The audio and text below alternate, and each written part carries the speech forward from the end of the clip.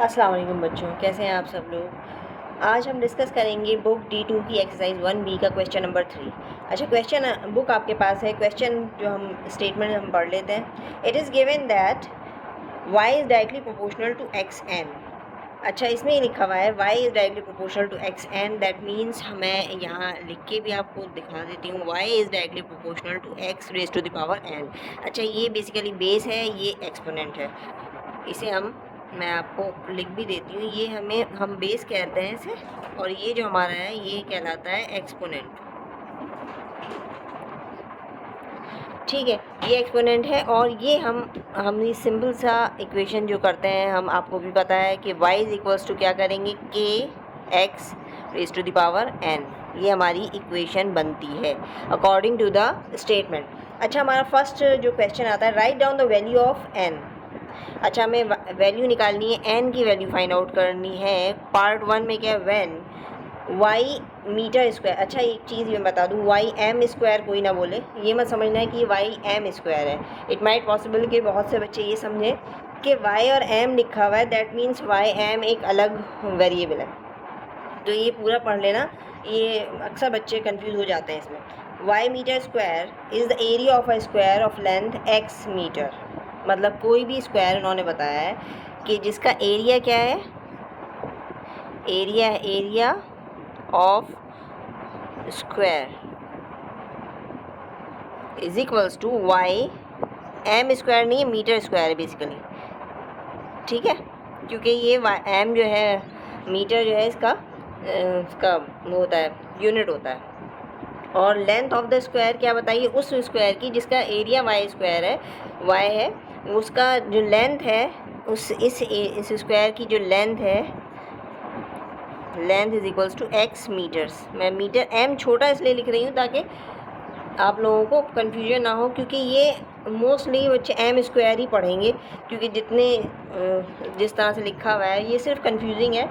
आपको confusion create करने के लिए इसे लिखा गया है। बहुत स्टेटमेंट है, बहुत सिंपल सा क्वेश्चन है, बस थोड़ा सा समझना और प्रैक्टिस की ज़रूरत है।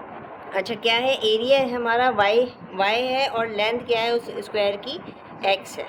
ये आपको पता है। लेंथ, एरिया ऑफ स्क्वायर क्या होता है, एरिया ऑफ स्क्वायर, ये आपने बहुत छोटी क्लासेस से भी पढ़ा है कि लेंथ स्क्वायर होता है, लेंथ स्क्वायर ही कहलाता है।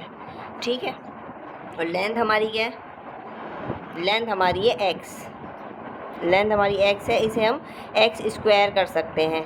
मतलब हम इसे एरिया अगर हमें निकालना है तो हमें सबसे पहले क्या करना पड़ेगा, लेंथ का स्क्वायर करना पड़ेगा, वो होगा l स्क्वायर। ठीक है, अब हमें क्या गिवन है, हमें गिवन है एरिया ऑफ स्क्वायर। क्या गिवन है, एरिया ऑफ स्क्वायर है y।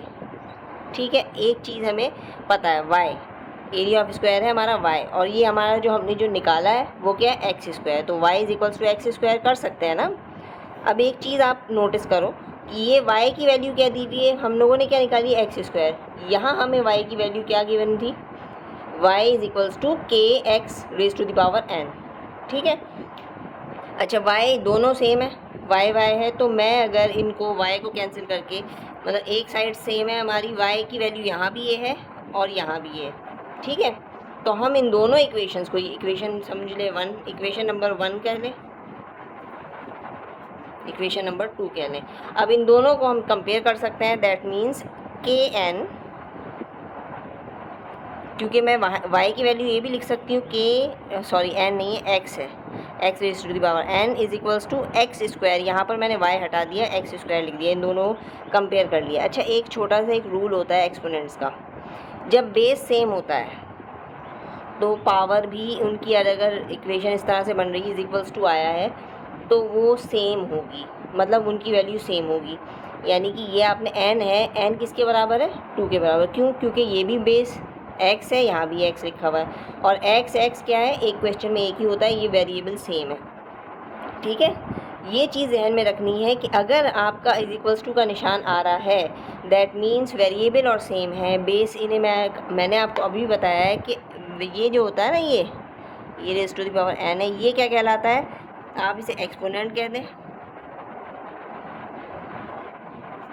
और इसको ये कहलाएगा बेस। अगर बेस सेम है तो एक्सपोनेंट भी सेम होंगे अगर बीच में इज इक्वल्स टू का निशान आ गया है।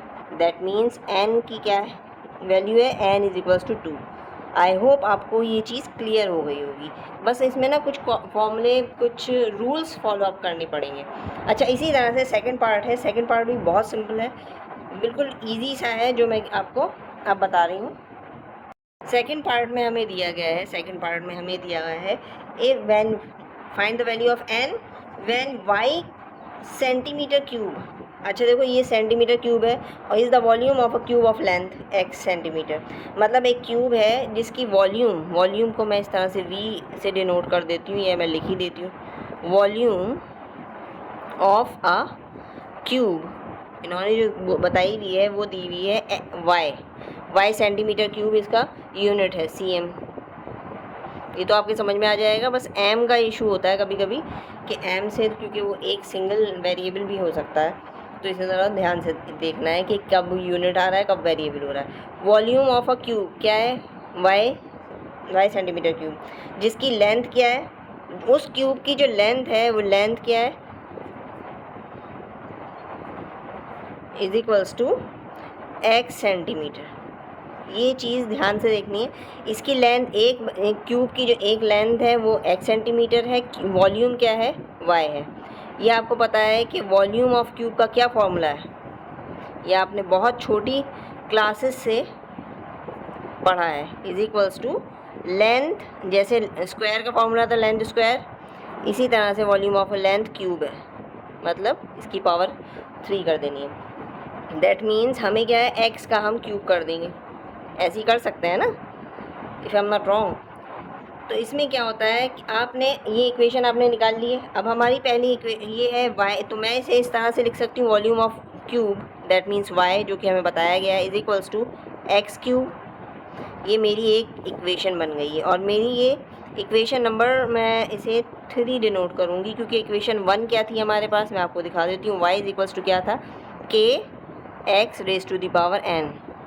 ये हमारी इक्वेशन 1 थी, ठीक है। अच्छा, इसमें क्योंकि ये दोनों y की वैल्यूज़ हैं, तो इन दोनों को हम एक दूसरे के इक्वल भी बराबर कर सकते हैं। दैट मीन्स मैं अगर x cube is equals to k n x raise to the power n कर दूं तो कोई प्रॉब्लम नहीं होगा। अच्छा, एक चीज़ मैं लास्ट क्वेश्चन में बताना भूल गई थी, ये जो कांस्टेंट है ना, इसको फिगर आउट नहीं करते जब हमें एक्सपोनेंट्स की वैल्यू फाइंड आउट करनी है। अब ये बेस फिर वही है कि बेस सेम है, इसका भी ये भी x है, ये भी x है, तो इन दोनों की वैल्यू क्या होगी, n इज इक्वल्स टू 3 होगी।